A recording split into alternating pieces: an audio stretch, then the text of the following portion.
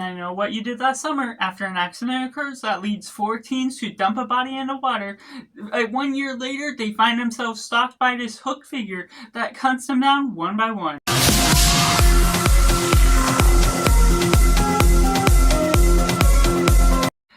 Welcome Cinema, where we focus on a film. I'm Josh, this is Simply Cinema. Let me know down in the comments below what you thought of I Know What You Did Last Summer, 1997. Was it good, was it bad, or somewhere right in the middle? Let me know all your thoughts on it as we lead up to the new one that's releasing just as well, and taking it right in the positive. I Know What You Did Last Summer is fascinating by its concept alone. It's intriguing by the nature of its mystery that elevates the story, that builds upon the plot, that doesn't necessarily build itself to be ambitious or have a big scope. So it's simple-minded for the nature of how you're following along these characters, not getting too much out of them, but getting just enough to follow along what the concept is going for, building upon some interesting stakes, and ultimately trying to always perceive the perception of where this story is going forward, what the outcome of this story will be, and who might be the final person to survive the victims that are all leading on from it. And so that also builds upon the circumstance of this town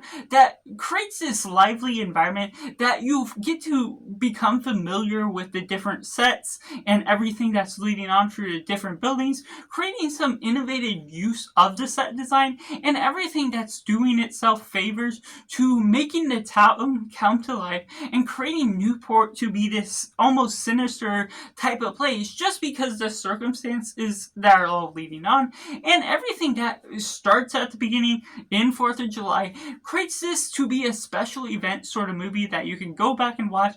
It's not a celebration of humanity, of America, or anything along the lines of that, but it creates that sort of special event type of film in the same way that Jaws takes place on the 4th of July. And this just creates some interesting and compelling kills that leads on through mostly the end, having a stronger third act within how it builds upon its kills. But because of the mystery and the draw that's led out to lead you on to discover what ultimately is coming about from the killer, they make some great use of the shadows on the wall of the hooked figure that it becomes an iconic figure just from that alone, even though there's not a lot behind who you discover who the killer is. There's something about the film itself that really makes use of the design of the character and everything that's going about with the four protagonists in the best way because of what you're following along, how you're tracking along with who the different nuances between the personalities of the 4 teens and also their friends coming out of high school becomes an interesting setup to what ultimately this film has to offer. Which takes me into the mixed elements. There's some moments here and there that can drag the story on. It's perceptually a good film because of the organization, what you're ultimately wanting to get from the reveal of the killer.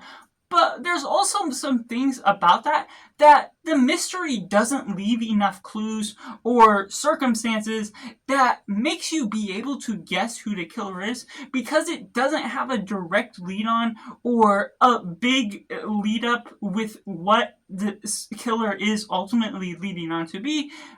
Showing him beforehand would be a bigger clue or something that you would be able to pick out of the crowd who in the town could be the killer, so it doesn't create this fair guessing game that creates a pathway to still be surprised by who the killer is once they reveal it, but be able to play the game along the way of what all is engaged with the circumstances of the environment, which creates this offbeat sort of setting that's not terrible. Not everyone will be looking at this film for that particular reason, and there's also certain moments throughout the film where there may be too many screams, a few offbeat points of the dialogue that doesn't feel authentic, where the screams will be screaming at too much things and not necessarily timing the film right to make those screams make sense, or have them placed in an environment that creates the circumstance where you're all a fan of it. And I feel there could have been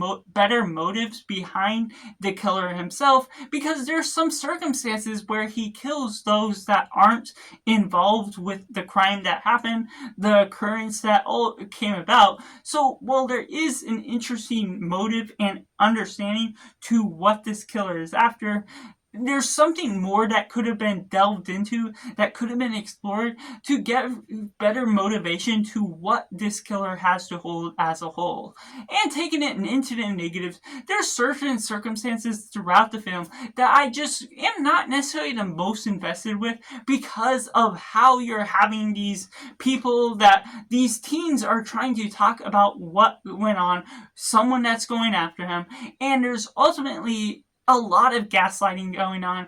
They're complaining that these teens are just not knowing what they're talking about, or they imagine everything that occurred before, that people are going out to get them.